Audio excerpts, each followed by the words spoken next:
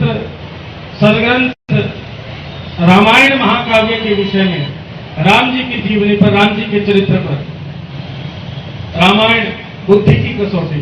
देखिए क्या लिखा है इन्होंने, महान भारत और गुलाम भारत, ये खंड 3 है। सरबजीत उखला इन्होंने लिखा है। कितने बुद्धिजीवी होंगे सोचिए, आप ये सोचिए कितने बुद्धिजीवी होंगे जिन्होंने इस पुस्तक की रचना की है। क्या ये कोई ऋषि मुनि है? होंगे कोई प्रोफेसर अपने संबंध में, हमें कोई आपत्ति नहीं है, परंतु मैं बात कर रहा था कि किसी अनन्य यदि ग्रंथ पर, किसी दूसरे के धर्म पर यदि हम एक शब्द बोल देते हैं महाराज जी, तो बाजारों के बाजार बंद हो जाते हैं, रेलगाड़ियां बंद हो जाती हैं, यातायात को प्रभावित कर दिया जाता है।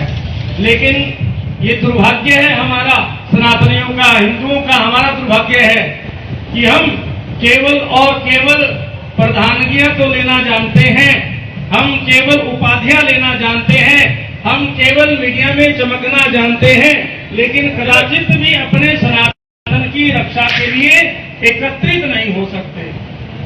आज ये सभा यहाँ पर रखी है, आज ये भूख हड़ताल यहाँ पर रखी गई है, क्या यही बिल्कुल ऐसा ही दृश्य किसी अनन्य स्थान पर देखने को मिल रहा है? किसी को नहीं मिलेगा। तो ये क्या है? हमारी एकता नहीं है, ये हमारी अखंडता नहीं है सनातन की। मैं इतना कहूंगा कि जिसने भी, ये जो भी महानुभाव है सरबजीत जी जिन्होंने लिखा है, जी लगाना तो खैर बहुत गलत है। आज ये कॉपी है, हाँ जी, ये बुक्की है जी, ये बुक्की है जी जी जी। और बहुत से पेज फोल्ड किए हुए आप लोगों ने इस पर। भगवान जी के विषय में इतना कुछ इसमें गलत लिखा है, इस जैसा दुराचारी, इस जैसा पापी, इस जैसा प्रेत आत्मा अनन्य संसार में मैं कहूं दूसरा कोई हो ही नहीं सकता। अरे ऐसा तो किसी मुस्लिम ने भी हमारे ग्रंथ पर आज तक अपना वक्तव्य नहीं, विचार नहीं दिया है, नहीं दिया होगा किसी ऐसे दूसरे धर्म के व्यक्ति ने, जितना कि इस महापापी, इस दुष्टाचारी ने, इस अत्याचारी ने भगवान श्री राम जी के विषय में कहा है। परंतु इनकी हिम्मत कैसे हो रही है, बात विषय पर आज का ये है, हिम्मत कैसे हो रही है? हिम्मत इसलिए हो रही है क्योंकि हम सब एकजुट होना नहीं सीखे हैं, आज तक नहीं सीखे हैं।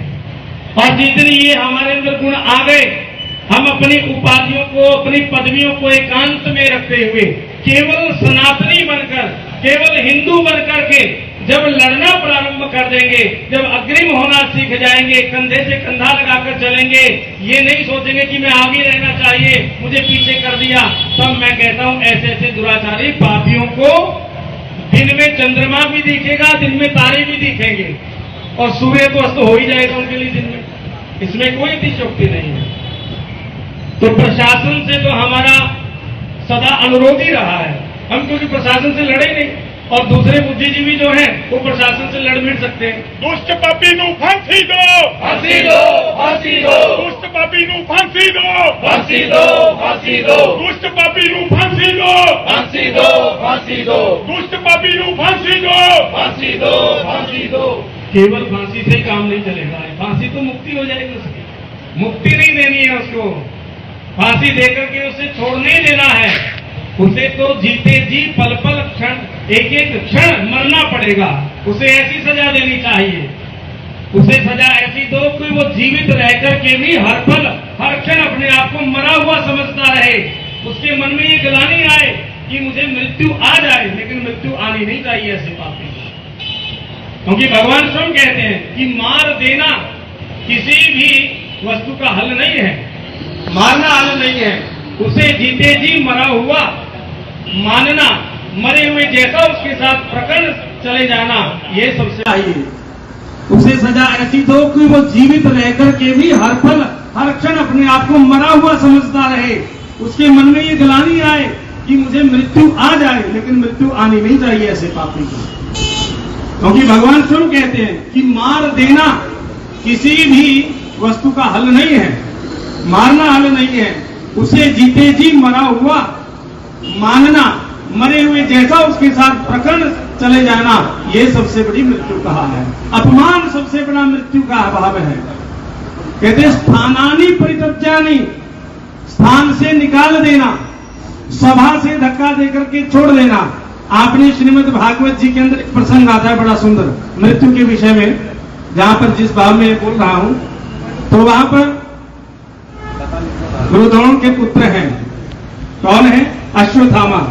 अश्वत्थामा ने जब ये आतताई की, सोए हुए पांडवों का शीश उतार दिया, तो कहने लगे भीम अर्जुन कहने लगे इसको मृत्यु दंड देना चाहिए, लेकिन भगवान ने कहा कदाचित ने मृत्यु दोगे तो ये मुक्त हो जाएगा, ये छूट जाएगा, इसे मृत्यु नहीं लेनी है, भगवान का कथन था ये।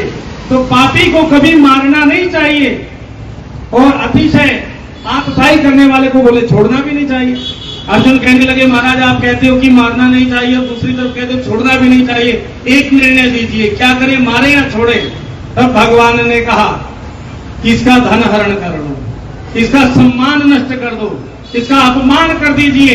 ऐसा हो जाने पर ये क्या होगा? प्रति क्षण प्रति घड़ी पल पल ये श्रम मरता रहेगा अपने अपमान की आग से। ये मृत्यु है ऐसे पापी की। तो हमारा तो कथन ये है, हम सदा ही शांत रहने वाला हमारा समाज रहा है सनातन, और प्रशासन के साथ कंधे से कंधा लगाकर के चलने वाला रहा है। ये हमारी कमजोरी समझ लीजिए इसको। प्रशासन ने इसे हमारी कमजोरी समझ लिया, ये कमजोर है, ये कुछ कर नहीं सकते, और इसीलिए कोई अगर सनातनी एफआईआर कर दे ऐसे भ्रष्टाचारियों के ऊपर, कोई एक्शन ले, तो उस पर प्रशासन किसी प्रकार का गंभीर विचार नहीं करता है, कोई गंभीर एक्शन नहीं लेता है। और आज इसी के कारण कि ये पापी को अभी तक सजा प्राप्त नहीं हुई है, इसकी ये किताब कैंसल नहीं हुई है, ये रद्द नहीं हुई है, हमें तब सांत्वना मिलेगी कि जितनी इसकी कॉपियां छपी हैं वे सब की सब पुस्तक रद्द की जाए, समाप्त की जाए, और आगे ऐसे पाखंडी दुराचारी पापी के ऊपर कोई भी पुस्तक ना लिख सके, ऐसा अंकुश लगाना चाहिए कि आजीवन भर उसके पास जैसा भी ये ज्ञान नहीं है, यह ज्ञान है, उसके पास जो अज्ञान की ये विद्या है, अज्ञान की ये विद्या, वह जीवन में कभी इसकी रचना ना कर पाए। ये कोई भी काव्य, कोई भी पुस्तक, किसी भी प्रकार का लेखन वो ना कर सके, में ऐसी सजा चाहिए।